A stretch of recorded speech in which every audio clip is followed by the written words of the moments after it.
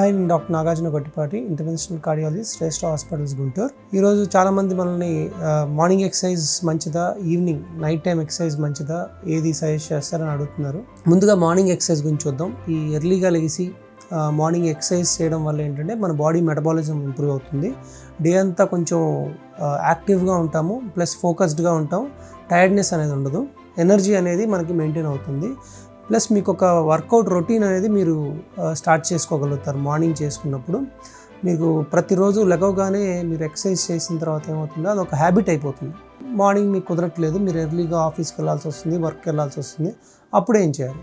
మీకు ఈవినింగ్స్ కుదిరినప్పుడు ఈవినింగ్స్ కూడా మనకి మజిల్ యాక్టివిటీ, మనకి మజిల్ స్ట్రెంగ్త్ కూడా ఈవినింగ్ ఎక్సర్సైజ్ చేసే వాళ్ళకి బెటర్గా ఉంటుందని మనకి వేరియస్ స్టడీస్ చెప్తుంటాయి.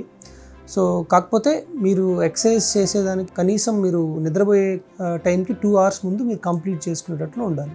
రాత్రి 10ంటికి నిద్రపోయే వాళ్ళైతే 8 లోపల మీ ఎక్సర్సైజ్ కంప్లీట్ చేసుకోవాలి. సో లేట్ అయ్యే కొద్దీ ఏంటంటే మీరు స్లీప్ మళ్ళీ ఎఫెక్ట్ అవ్వడం జరుగుతుంది. సో ఫైనల్గా ఆన్సర్ ఏంటంటే మార్నింగ్ కానీ ఈవినింగ్ కానీ ఎక్సర్సైజ్ ఎప్పటికీ ఇంపార్టెంట్.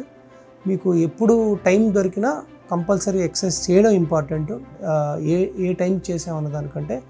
సో మీరు మార్నింగ్ పర్సన్ అయితే మార్నింగ్, ఈవినింగ్ పర్సన్ అయితే ఈవినింగ్. మీరు ఏ పర్సన్, మార్నింగ్ పర్సనా ఈవినింగ్ పర్సనా, మాకు కమెంట్స్లో మీకు మీ ఫీడ్బ్యాక్ తెలపండి. Thank you.